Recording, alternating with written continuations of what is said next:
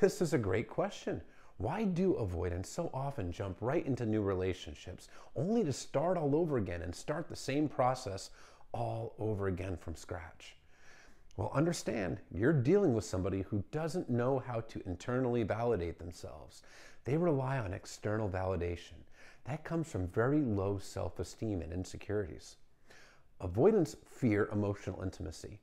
The majority of the time, they're either running from a partner where emotional intimacy is building, or there's a small disagreement or conflict and they run from that because they don't know how to handle conflict either.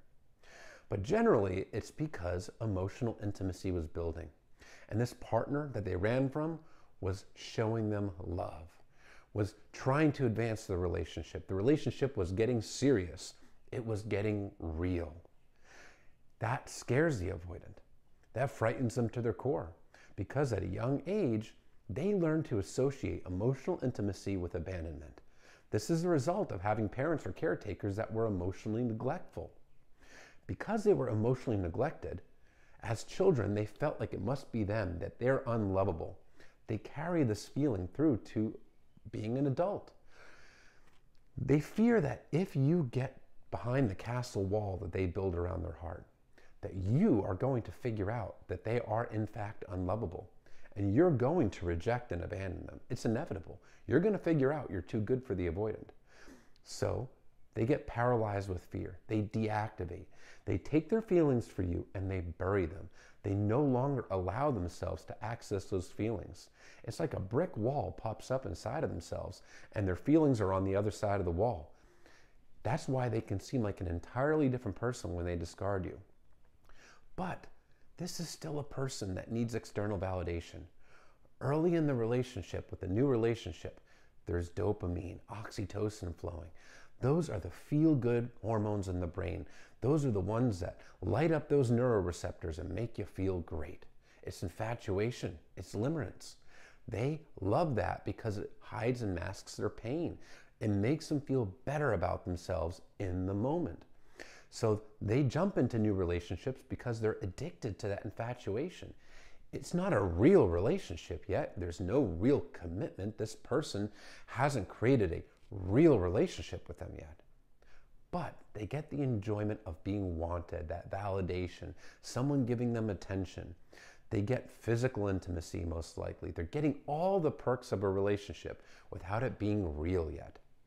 When that new relationship becomes real, if the avoidant hasn't healed and worked on themselves, if those inner attachment wounds have not been healed, they're going to do the same thing to the next partner. They're going to discard them and run away when things get too close.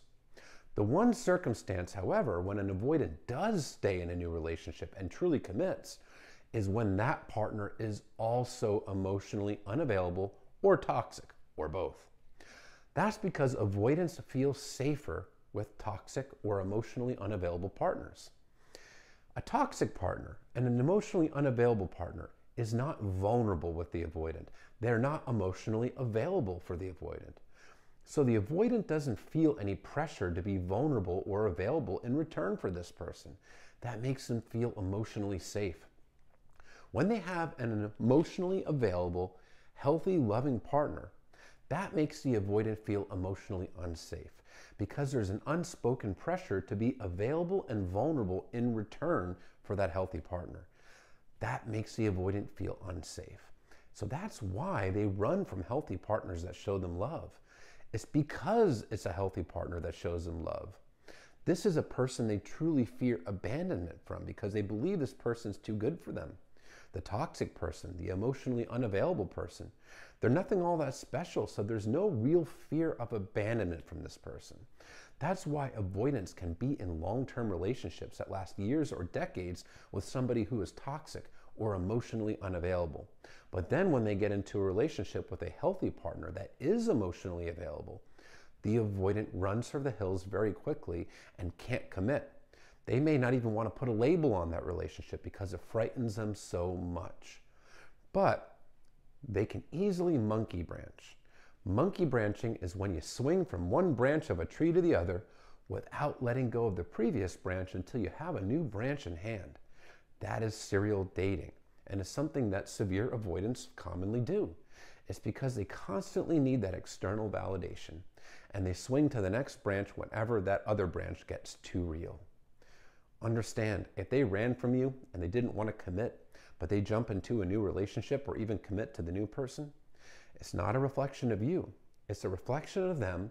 It's a reflection of their unhealed traumas, their unhealed attachment wounds, and their fear of emotional intimacy.